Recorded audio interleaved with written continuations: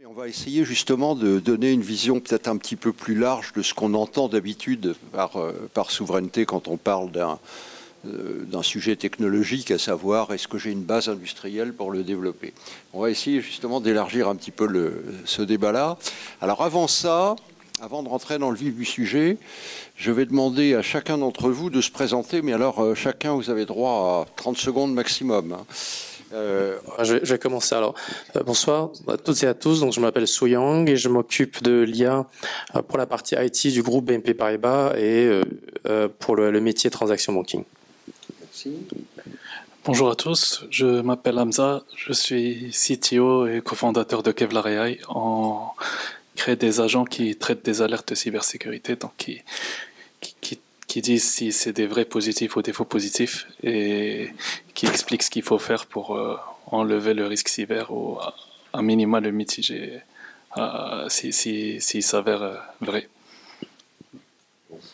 Bonsoir, Henri Dagrin, je suis le délégué général du CIGREF. Valentine Ferréol, je suis DSI du groupe Linksense, un acteur de la filière électronique. Je vais m'infliger le même traitement. Donc moi, je suis Dominique Tessier, je suis un vieux du G9+, et je suis aussi l'un des fondateurs de l'European Champions Alliance, dont Didier nous a fait l'amitié de parler tout à l'heure. Alors, je suis Isabelle Varnier, je suis responsable de l'accélérateur de start-up du groupe Atos et je suis aussi active au sein de European Champions Alliance depuis cette année. Merci. Bonsoir, moi c'est Gilles Clossé, je suis en charge de l'écosystème IA chez OVH Cloud. Donc ce qu'on appelle l'écosystème IA, c'est globalement toutes les entreprises extérieures qui utilisent des services IA, donc start-up, sociétés de services et puis éditeurs, y compris ceux qui développent des modèles. Ok, merci beaucoup. Alors, allons-y. On va parler de l'IA. Moi, j'ai tout de suite envie de vous dire que c'est un sujet qui prête à controverse parce qu'on entend dire exactement tout et son contraire. Alors, quelques exemples. Excusez-moi, là, il faut que je prenne mes notes parce que je vais donner des chiffres. Si on est optimiste, il suffit d'une chose, on regarde les investissements qui se font dans l'IA, aussi bien du côté des industriels comme OpenAI et d'autres, ou même des utilisateurs, et on dit, vraiment, ça c'est le nec plus ultra. Si on est un peu moins optimiste, on écoute la dernière étude du MIT qui dit que 95% des pilotes IA ne débouchent sur rien. On ne passe pas à l'échelle, on ne généralise pas. De même, moi, il y a un truc qui m'a, en quelque sorte, beaucoup frappé. Il y a une étude internationale sur les responsables des sociétés, etc. Faites-vous confiance aux résultats de l'IA? 82% disent oui, je fais confiance. Mais seulement 22% sont capables d'expliquer pourquoi. Et 54% admettent qu'ils valident systématiquement les résultats de l'IA sans en avoir contrôlé le raisonnement, les sources, etc. etc. Bon.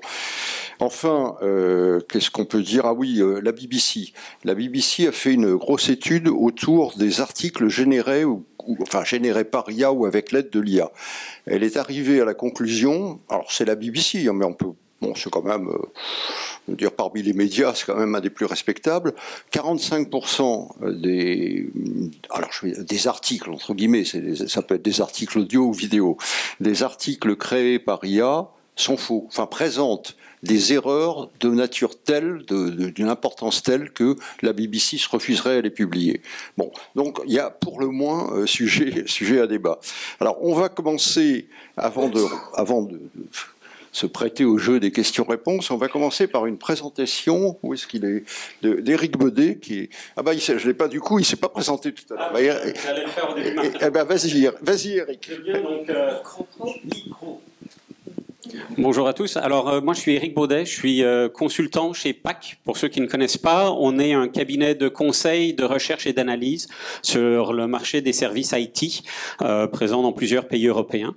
Et on m'a invité aujourd'hui à avoir la lourde tâche en à peine 10 minutes, vous expliquer où en est le développement de l'IA en France, quels sont les secteurs, les métiers les plus impactés, et est-ce qu'on a le droit d'être optimiste quant à avoir un écosystème d'acteurs français et européens. J'aimerais qu'au bout de ces 10 minutes, vous soyez convaincus que oui, l'IA est là, oui, elle impacte tous les secteurs, il faut y aller rapidement, et que oui, en Europe, on a tous les atouts pour avoir un écosystème fantastique. Et je vous laisserai ensuite la parole à nos experts pour débattre de ces grandes problématiques. Pour commencer, en tant que cabinet de conseil, on mène des grandes enquêtes auprès de centaines de DSI et de directions générales, à savoir quelles sont leurs priorités en termes d'investissement IT. Et ce qu'on voit maintenant depuis 2 ans, systématiquement dans toutes les enquêtes, l'IA générative est en top des priorités. Évidemment, la cybersécurité demeure numéro 1. On l'a bien dit, on l'a bien vu en introduction. Mais l'IA générative et une meilleure exploitation des données de l'entreprise sont la seconde priorité des grandes entreprises. Et ça, c'est pas une question de est-ce que c'est important, mais c'est une question de où vont vos investissements sur les 12 prochains mois. Et ce qui est important à savoir, c'est qu'en ce moment, on a un marché, on le voit dans le contexte économique actuel, on a un marché des services IT en France qui est stable à tout au mieux, voire même peut-être en légère baisse cette année. Et dans ce contexte, avoir des investissements en forte hausse en IA générative, en cybersécurité, ça veut dire qu'on le fait aux dépens d'autres choses. Et donc, ça montre la volonté des entreprises de véritablement investir dans ces possibilités. En termes de chiffres, qu'est-ce que ça représente ? On voit l'explosion du marché. En 2025, on estime à 1/4 milliard d'euros les investissements externes des entreprises sur les services IT. C'est globalement ce qu'elles dépensent auprès des entreprises de services, des ESN françaises. Et ce 1/4 milliard devrait quadrupler sur les 5 prochaines années. Ça vous montre la vitesse à laquelle la technologie se développe. Maintenant, qu'est-ce que ça impacte? Ou quels sont les secteurs impactés en premier? J'ai essayé de schématiser. Mais ce qu'il faut comprendre ici, c'est sur les lignes horizontales, c'est les grands secteurs industriels ou les grands secteurs d'activité en France. L'agriculture, l'assurance, le transport, la pharmacie. Et en verticale, c'est tous les départements d'une entreprise. Et pour faire simple, les 2 idées que je veux que vous reteniez de cette diapositive, le premier, c'est qu'il y a du bleu partout. L'IA générative va impacter tous les secteurs, et même au sein des entreprises, globalement tous les départements, du RH au marketing à la R&D. La deuxième grande idée que je voudrais que vous reteniez, c'est ces 2 grandes colonnes bleu foncé, c'est-à-dire où l'IA générative a déjà fortement commencé à impacter. On a le marketing et la vente.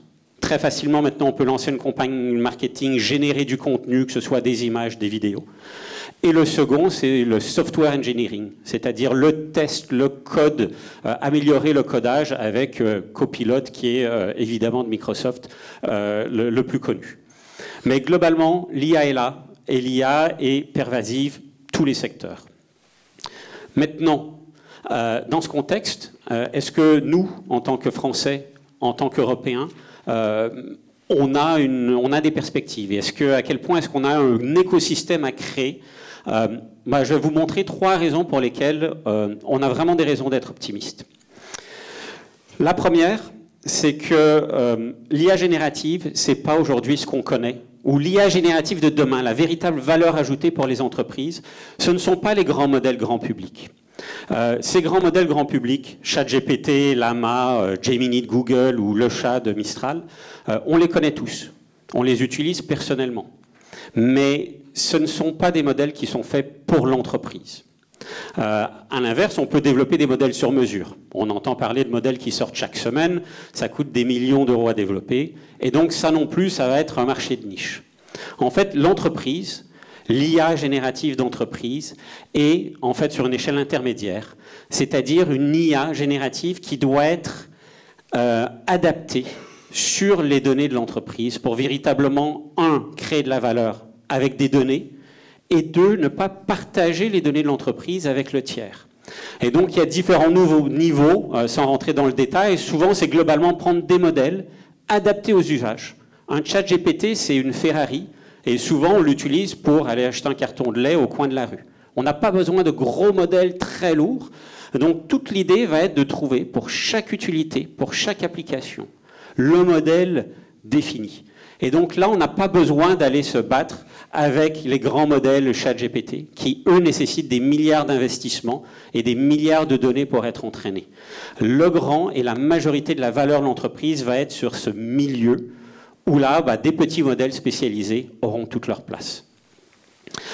Le deuxième chance que l'on a, et cette présentation, je ne savais pas qui allait présenter avant moi, mais c'est rebondi parfaitement sur ce qu'on a eu, ce que l'étude a vu, c'est que l'IA générative, elle va être forcément de confiance et responsable.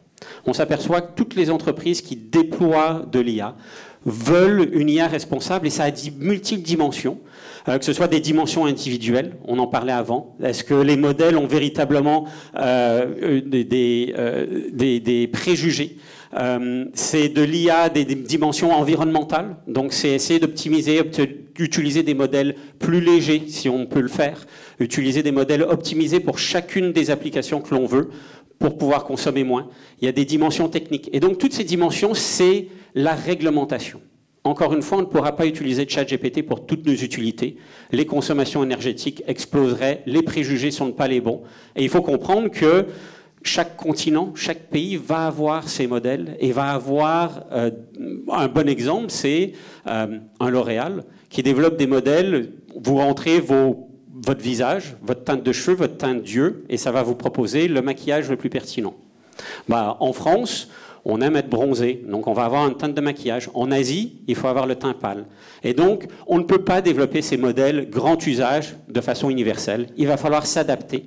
Et encore une fois, ça permet de développer cet écosystème européen avec une réglementation européenne qui répond à tous ces défis. Enfin, pour finir, la troisième opportunité, c'est qu'on a parlé d'IA générative, mais demain, il y a un impact qui sera encore plus grand que l'IA générative, c'est ce qu'on appelle l'IA agentique. L'IA générative, c'est quoi? C'est créer du contenu, créer une image, et c'est des prompts. Donc c'est des conseils qui viennent une requête humaine. Demain, on va avoir ce qu'on appelle des agents, c'est-à-dire c'est une action autonome, c'est une IA qui va, du début à la fin, mener une action sans supervision humaine. Et c'est véritablement là où on va pouvoir transformer la façon dont les entreprises fonctionnent. Et pour l'IA agentique, le LLM, les fameux grands moteurs, ce n'est qu'une composante de la solution.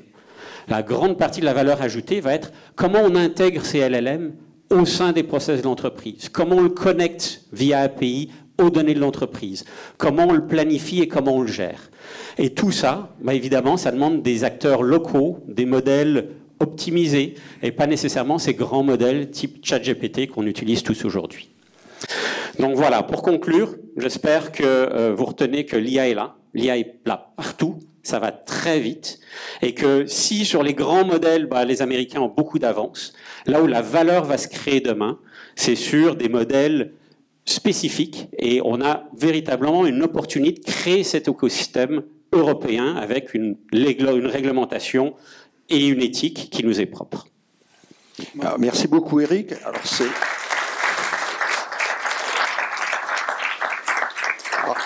qui est parfait, c'est qu'on peut arrêter à la table ronde. Il a déjà dit plein de choses qu'on va en fait commenter, développer à partir de maintenant. Vous allez voir, c'est vraiment saisissant. Alors, on va quand même commencer par parler de souveraineté numérique. Alors, je vais prendre des précautions, d'autant que je sais que je suis attendu sur ce mot-là. Guillaume, tout à l'heure, a dit que dans son exposé, il a réussi à ne pas en parler. Alors, en fait, souveraineté numérique, c'est quoi le sujet quand on parle de souveraineté numérique, quand on pense à l'IA, quand on pense à l'Europe? En fait, en gros, c'est de se dire, est-ce que je suis capable de me débrouiller pour me développer selon mes propres règles et en faisant respecter ces règles. C'est à peu près ça. Trop souvent, c'est confondu uniquement avec est-ce que j'ai une bonne base industrielle? Est-ce que j'ai l'équivalent, je vais citer personne, est-ce que j'ai l'équivalent d'un OpenAI ou d'un je sais pas quoi, bon, bref. Et justement, je pense que les réponses aux questions que je vais poser vont montrer que ça ne se réduit pas à cette question-là. Alors, je vais quand même demander finalement s'il y a des réactions sur cette question de souveraineté et d'IA. Et le premier à qui je vais passer la parole, c'est Henri, sur ce sujet, qui m'attend en souriant d'un air narquois. Merci Dominique. C'est vrai que dans ce débat sur la souveraineté numérique, cette efflorescence sans limite de l'usage de ce terme à tort et à travers, le CIREF a décidé de revenir à la définition, a ouvert un dictionnaire, le dictionnaire de l'Académie française, de regarder ce que ça voulait dire la souveraineté.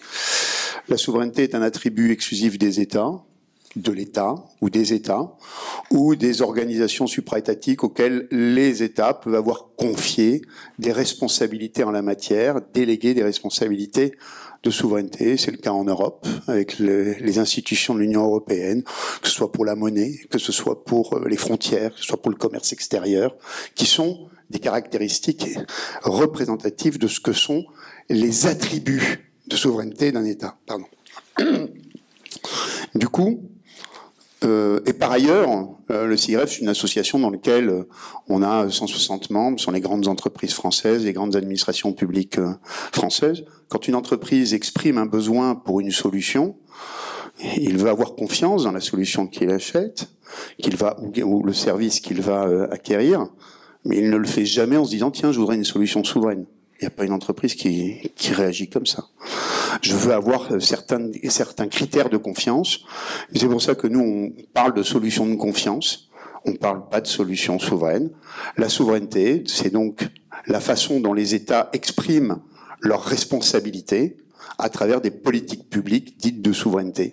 Et ça peut concerner le numérique. Quand on parle du numérique, il n'y a pas de raison d'avoir une autre définition. C'est pour ça qu'on appelle la France et les États membres de l'Union européenne, les institutions européennes, à assumer leurs responsabilités en matière de souveraineté.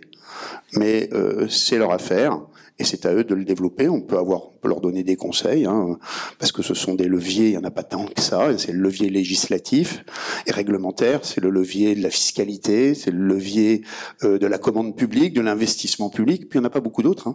On en a fait à peu près le tour. Et donc, les États, à travers l'utilisation de ces différents leviers, peuvent développer des politiques publiques de souveraineté dans le champ numérique, y compris dans le champ numérique, et on attend qu'ils le fassent. Voilà. Nous, on parle plutôt donc de confiance, mais également de dépendance. Alors pour le coup, quand on regarde le niveau de dépendance numérique de l'économie européenne, on a publié au mois d'avril dernier une étude que nous avons réalisée avec le cabinet Asterès qui fait des études macroéconomiques. On arrive à un niveau assez sidérant de dépendance de l'économie européenne à l'égard de l'industrie américaine du numérique. 83% des achats de l'économie européenne se font auprès d'entreprises américaines. Ça représente un volume, d'un ordre de grandeur de plus de 260 milliards d'euros par an. C'est de l'ordre de grandeur des achats de gaz et de pétrole en Europe. Avec ces achats, ces volumes de 164 milliards, ça représente à peu près 2 millions d'emplois directs, indirects et induits qui sont entretenus aux États-Unis. Voilà, avec une situation économique qu'il faut avoir en tête depuis 2-3 ans. Alors on s'est limité en plus sur le périmètre du marché B2B, du logiciel et des services cloud. Uniquement ça, on a regardé ce périmètre-là, 264 milliards, qui est lui-même tendanciellement en croissance de 10% par an depuis 2-3 ans.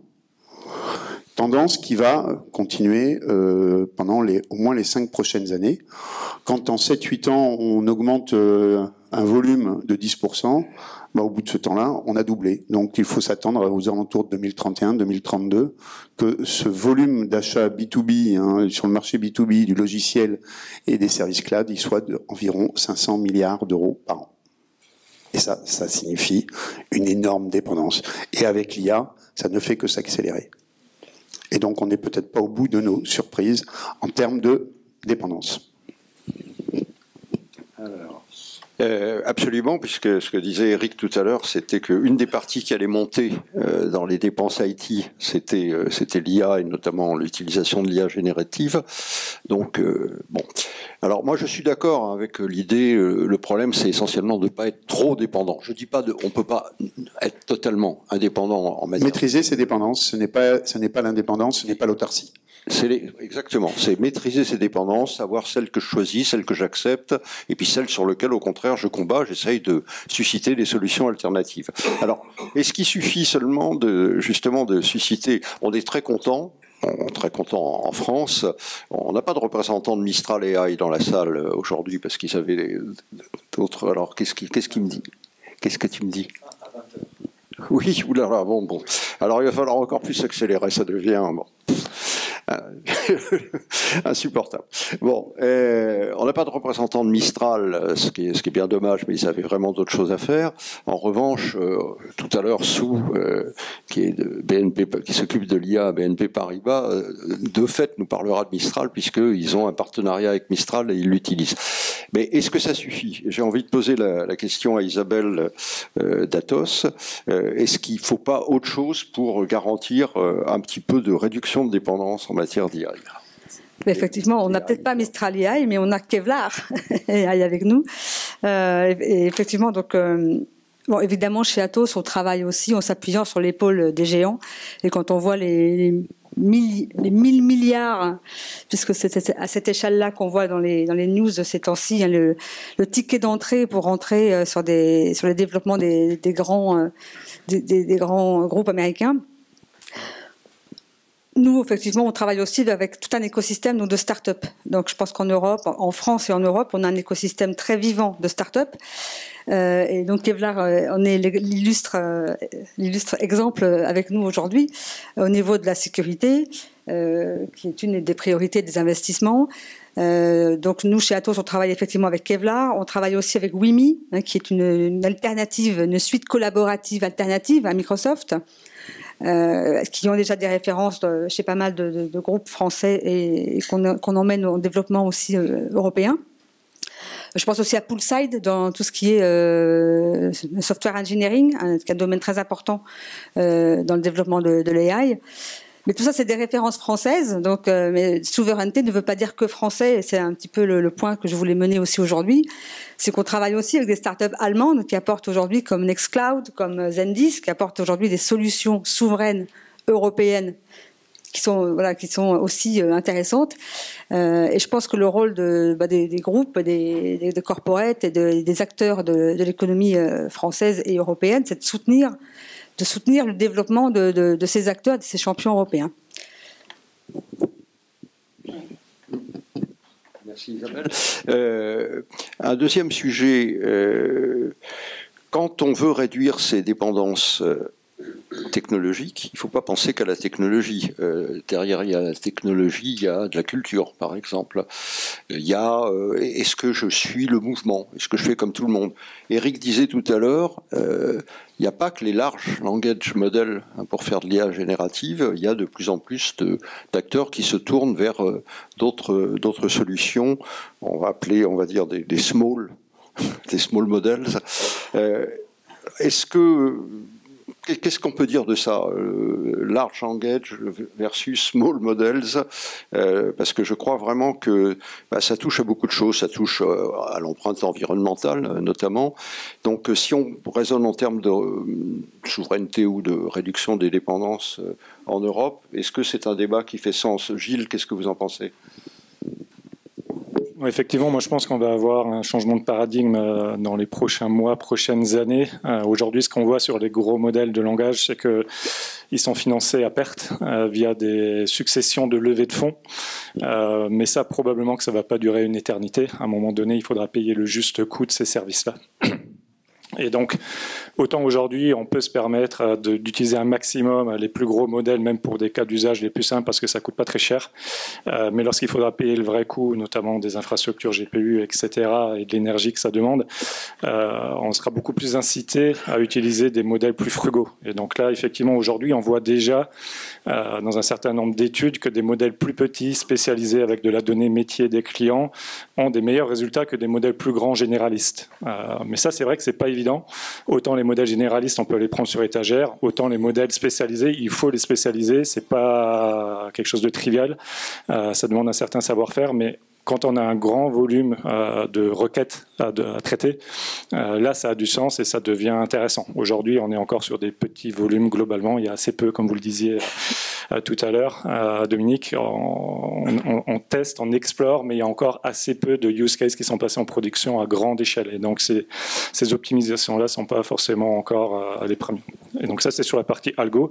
Et après, effectivement, sur la partie infrastructure, on peut aussi avoir des infrastructures plus efficientes en termes d'énergie. Chez OVH Cloud, ça fait 20 ans qu'on fait du water cooling, on réduit d'un tiers la consommation énergétique et on rallonge la durée de vie des composants dans nos serveurs qui sont pour 80% responsables de l'empreinte carbone d'un serveur sur sa durée de vie. Donc il y a les deux aspects, et logiciel et infrastructure. D'ailleurs, on a sur cette histoire de pas forcément utiliser les large language models, ou tout moins pas forcément de croire que parce que on a des datasets encore plus grands que ceux du voisin, on est plus fort, plus intelligent et plus puissant. Sur ce sujet, il y a un renfort intéressant, c'est l'article du dernier prix Nobel français d'économie, Philippe Aghion. Donc c'est un article qui est paru aujourd'hui, dans lequel justement il dit il n'y a pas forcément besoin d'utiliser des large language models, des modèles plus petits à condition qu'ils soient vraiment comment dirais-je, excusez-moi, le mot qui me vient, c'est tuner, ajuster, voilà, ajuster en bon français à ce dont on parle, au métier qu'on a, peuvent être tout aussi efficaces, tout en ayant une empreinte environnementale beaucoup plus faible.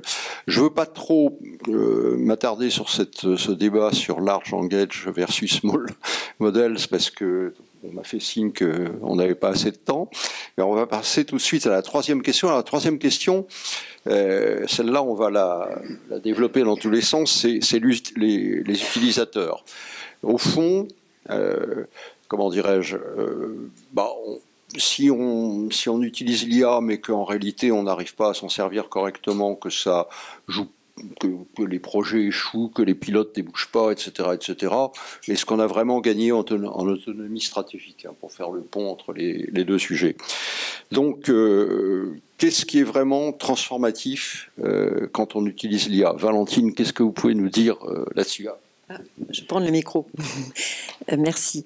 Alors, effectivement, je vais revenir quand même sur ce qui a été dit tout à l'heure, pour revenir sur LinkSense. LinkSense est une entreprise d'électronique, un acteur leader historique, peu connu dans la filière de l'électronique, mais en particulier sur une étape très pointue.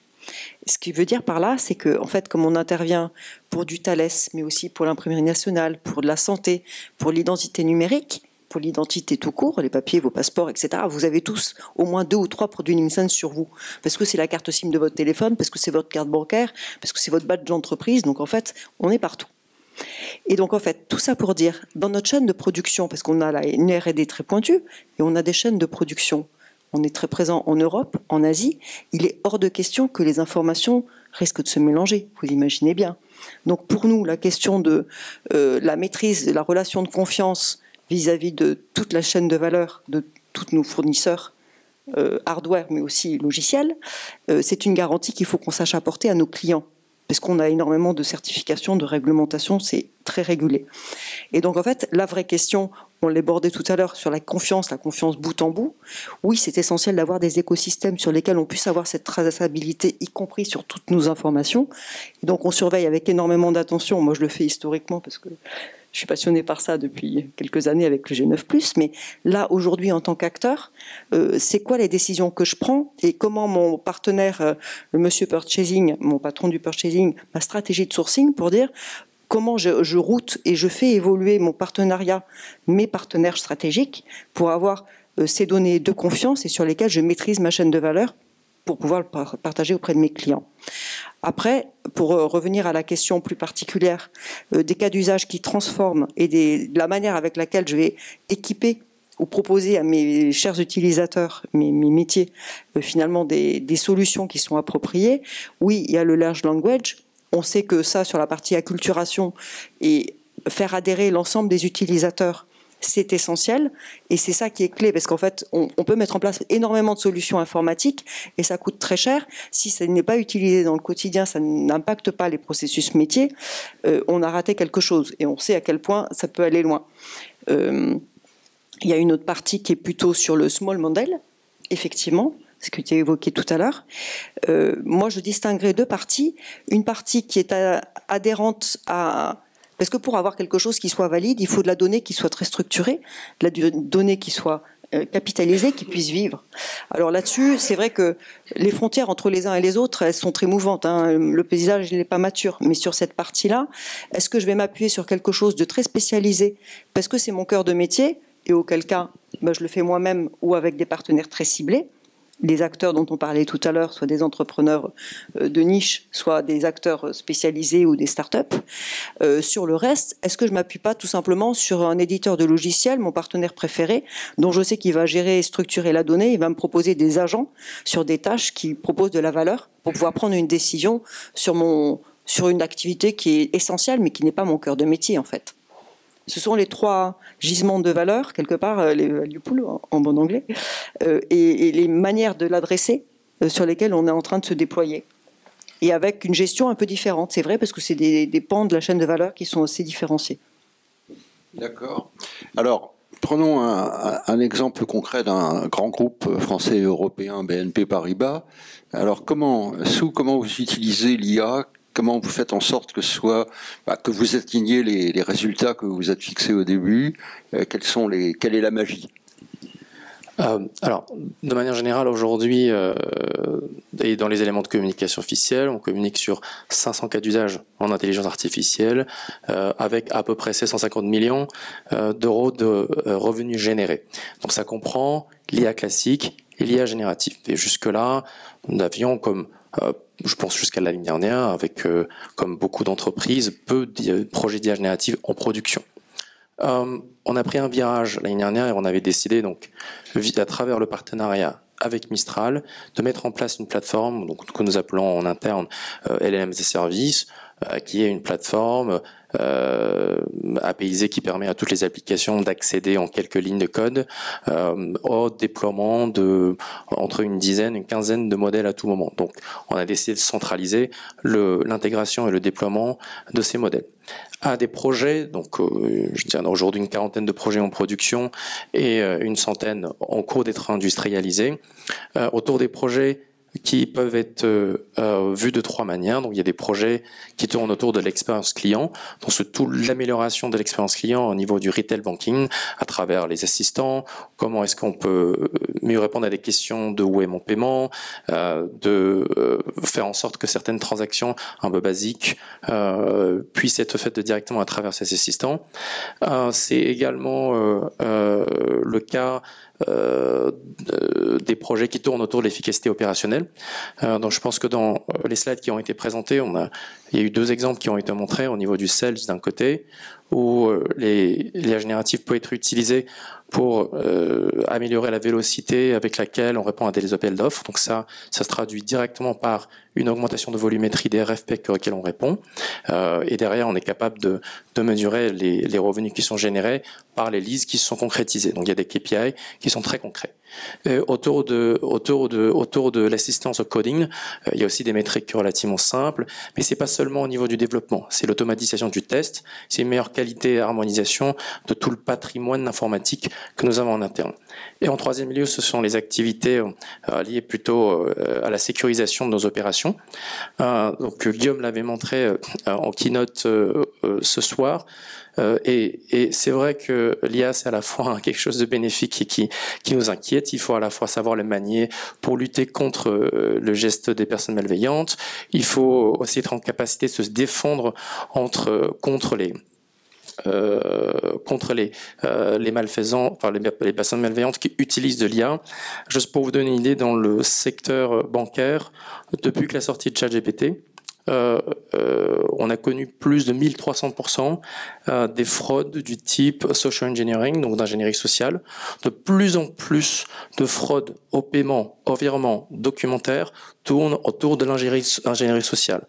Vous pouvez générer un compte LinkedIn aujourd'hui totalement crédible en quelques clics et en 1 ou 2 minutes. Donc c'est très facile pour moi d'aller choper de l'information sur quelqu'un dans votre entreprise, aller créer un faux profil et essayer de vous extorquer de l'information. Donc c'est pour lutter contre toutes ces choses-là qu'on utilise l'IA. Et troisièmement, pour utiliser l'IA, on doit aussi également faire très attention à ce qui est des protections, des guardrails qu'on met en place pour s'assurer que n'importe quel collaborateur ne peut pas lui faire produire du code malveillant, de répondre à des questions qui nous risquent des sanctions auprès des superviseurs. Et avec l'arrivée de l'IA, qui a une application très particulière, vu que France, c'est l'autorité de contrôle prudentiel de résolution, qui en est l'autorité de tutelle pour nous. Alors c'est très très important qu'on ait une maîtrise, une meilleure gouvernance, et c'est dans ce sens que nous allons déployer cette plateforme qui nous permet vraiment à tout moment de dire quel modèle utiliser pour quel cas d'usage et quel impact. Et si on veut arrêter, on a la possibilité de le faire. Moi, j'avais envie de rebondir là-dessus avec une autre question. Quand on a préparé cette table ronde, on s'est posé la question de la différence entre qu'est-ce qui est du confort et qu'est-ce qui est de l'augmentation de productivité.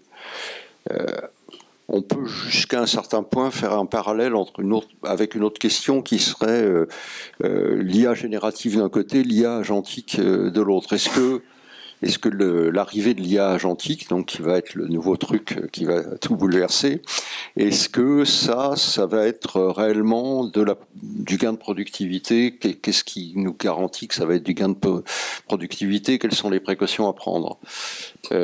Alors, Henri, tu vas en parler.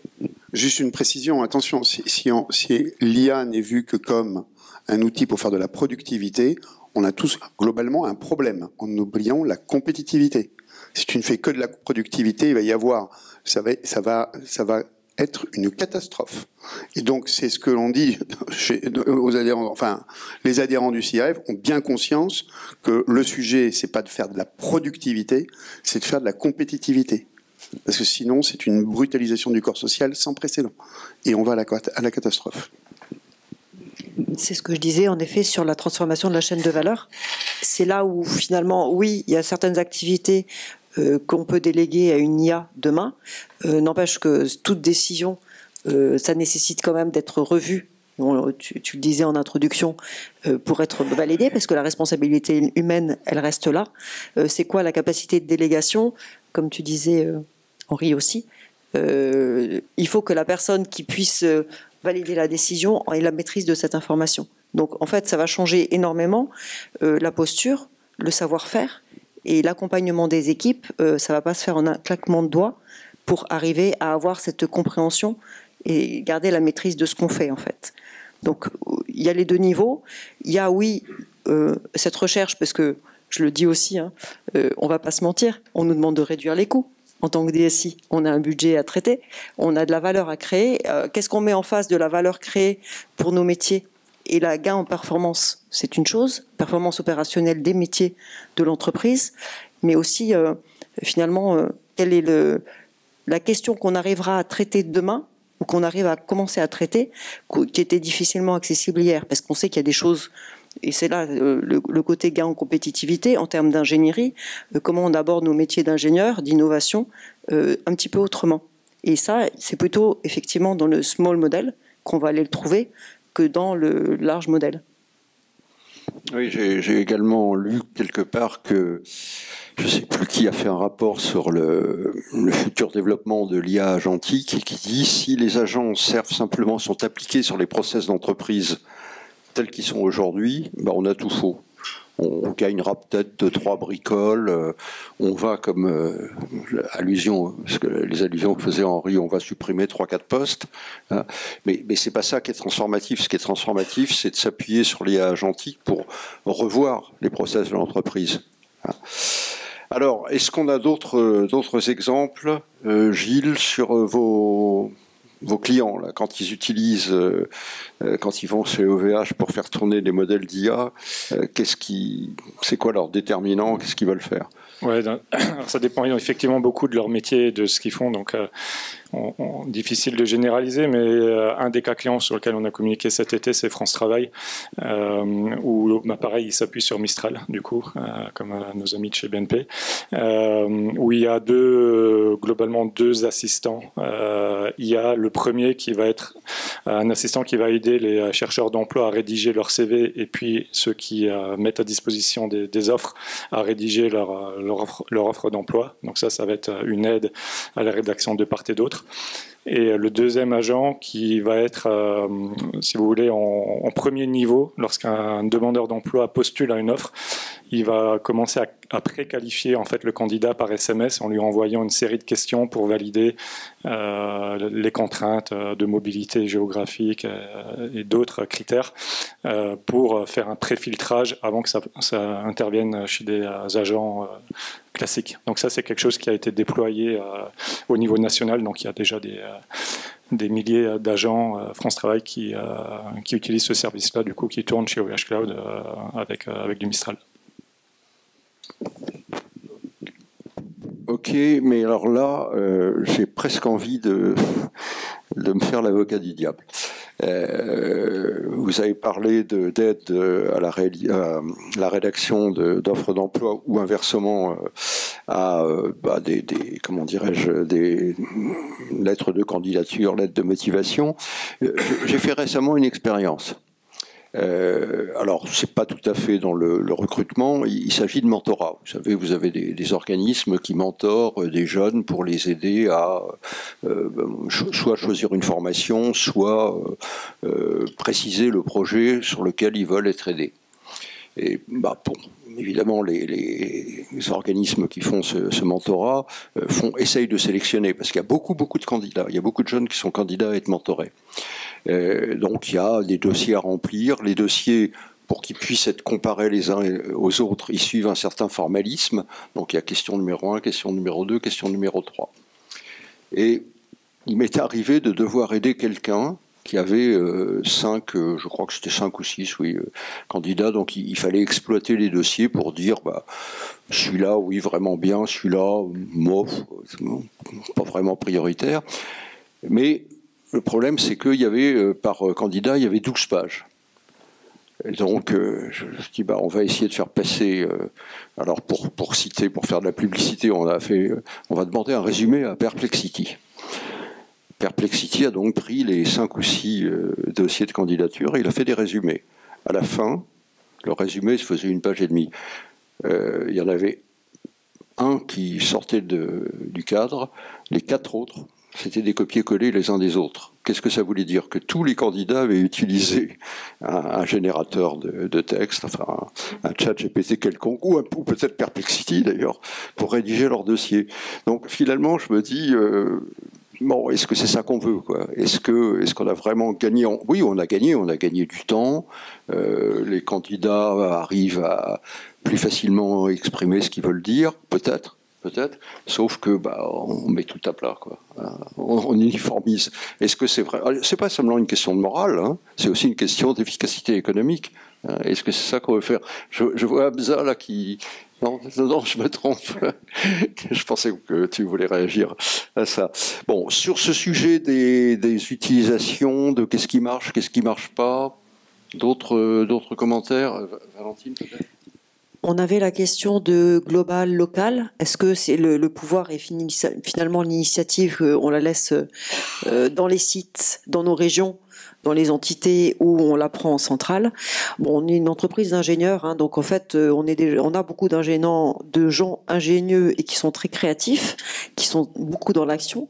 Donc je pense que de vouloir tout verrouiller, ce serait contre-productif. Et au contraire, on sait bien qu'il y aura du shadow AI partout.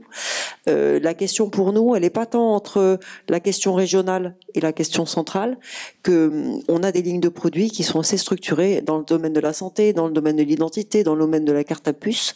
C'est plutôt là-dessus que l'innovation se crée et qu'on a vraiment besoin de faciliter et de guider et d'acculturer et de permettre à nos métiers, tous nos interlocuteurs, tous nos ingénieurs, de s'approprier suffisamment. Henri parlait tout à l'heure de violence.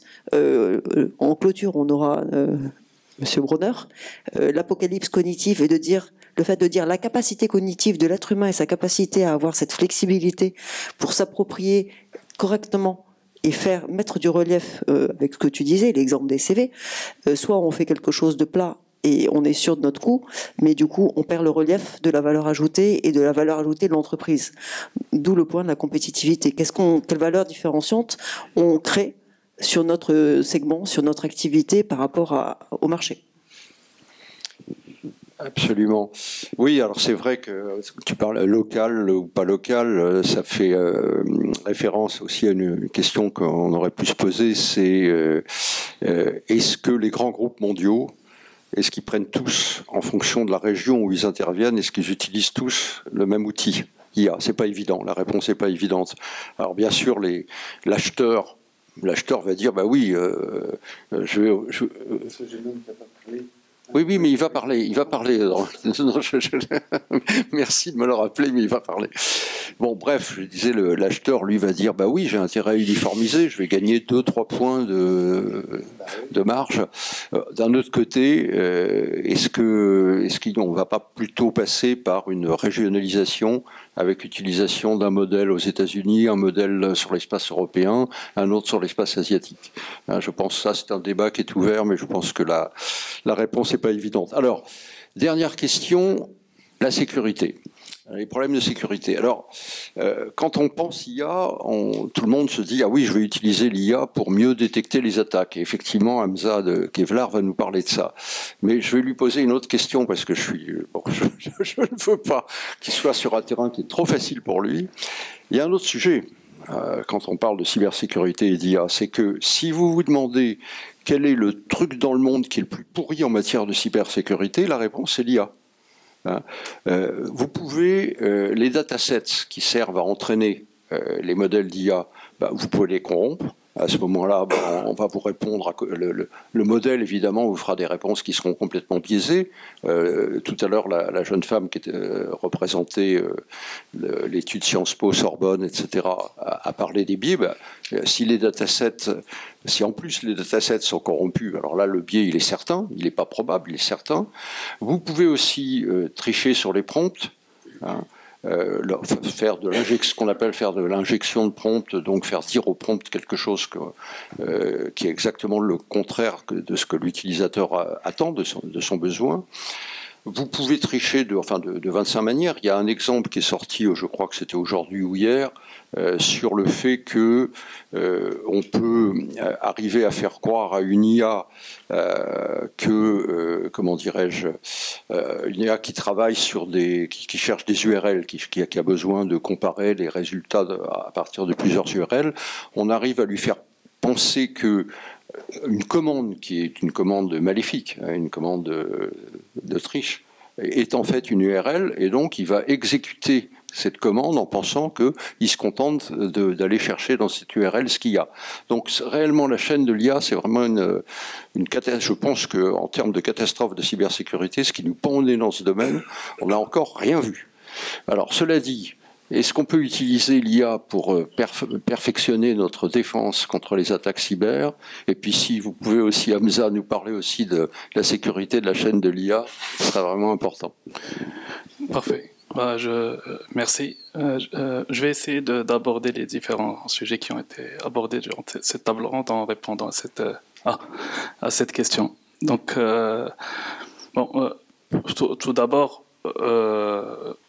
faire ce qu'on entend par le risque cyber lié à l'IA, essentiellement, c'est faire à l'IA des choses, des actes malveillants. Et donc, vous avez donné des exemples tels que l'injection de prompts ou faire... je pense que tout, finalement, est lié à cette limite structurelle de l'IA qui est la confusion entre l'instruction et la donnée. Donc, finalement, l'IA a été entraînée pour être très obéissante et donc elle peut obéir à des acteurs malveillants. Et donc, pour limiter ce risque, il y a deux manières. La première manière, c'est la manière classique de la surface d'attaque, donc de la gouvernance, savoir les données auxquelles l'IA a accès, les actions que l'IA peut performer et puis savoir enfin, limiter au maximum cette donnée et avoir la certitude ou au moins une grande confiance que cette donnée est contrôlée de façon à ce qu'elle ne puisse pas contenir des instructions qui sont malveillantes, ou d'ailleurs des fois ce n'est même pas des instructions malveillantes mais juste des inadvertances qui font que l'IA fait ce qu'on lui a demandé de faire et ce qu'on lui a demandé de faire n'est pas, puisqu'elle ne réfléchit pas forcément, n'est pas forcément bien. Donc ça, c'est assez évident et donc c'est de la gouvernance classique qu'on peut appliquer à n'importe quel autre système. La deuxième chose, et qui est à mon avis plus intéressante et liée aux sujets qui ont été abordés, c'est la capacité intrinsèque de l'IA à reconnaître le risque cyber et à l'éviter. Et donc l'IA va être entraînée pour être performante, mais aussi être entraînée pour être alignée et donc pour refuser de faire des choses qui sont malveillantes ou juste éviter de faire des choses qui sont malveillantes. Et en fait, moi, dans mon expérience, c'est les grands modèles qui sont robustes. Et donc, finalement, on est dans une double dimension qui est la dimension de l'utilité et puis la dimension du risque. Et donc, les grands modèles ont suffisamment de paramètres pour en même temps être performant et utile et en même temps être, en tout cas dans ma modeste expérience, c'est ce que je vois. Et donc finalement pour moi cette question du grand modèle ou du petit modèle, on la voit au niveau, en fait on pourrait y répondre à travers le prisme du cas d'usage. Et donc quand on est dans un cas d'usage comme celui de Kevlar où on fait des choses, où on est dans des cas d'usage très critiques et très sensibles, en fait plus le modèle est grand, plus mieux je dors la nuit en fait, parce que je sais qu'il va souvent, ouais, exactement. Alors que, effectivement, quand on est dans des cas d'usage qui sont des cas d'usage d'efficacité en termes de ressources humaines et pas des cas d'usage de réduction de risque, là, les petits modèles deviennent plus intéressants puisque c'est une question de réduction de coûts et la spécialisation devient intéressante. Donc, voilà, donc c'est ça ma réponse finalement à cette question du risque cyber. Quand même, en quelques secondes, ce que fait Kevlar AI sur l'utilisation de l'IA pour contrer les attaques cyber. Exactement. Donc je voulais avoir une start-up avec nous, alors il fallait lui donner la parole. Donc, Kevlar AI, vient d'une... En fait, dans une entreprise, il y a plusieurs niveaux de risque cyber.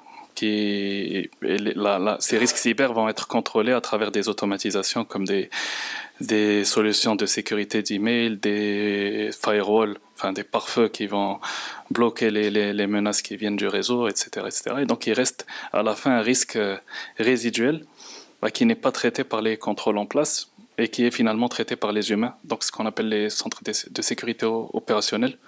Et pourquoi ? Parce qu'on considère que l'humain est la technologie la plus poussée, donc c'est l'humain qui va pouvoir gérer ce risque résiduel.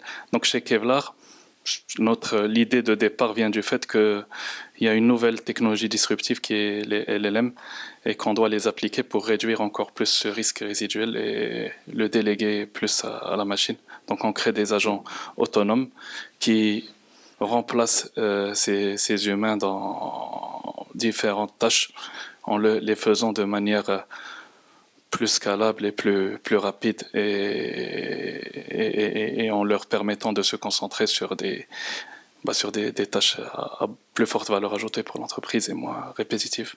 Voilà. Merci. Alors, il est temps de conclure. Je pense que probablement on n'a pas répondu à toutes vos questions. Au contraire, on a peut-être montré à quel point le sujet est complexe.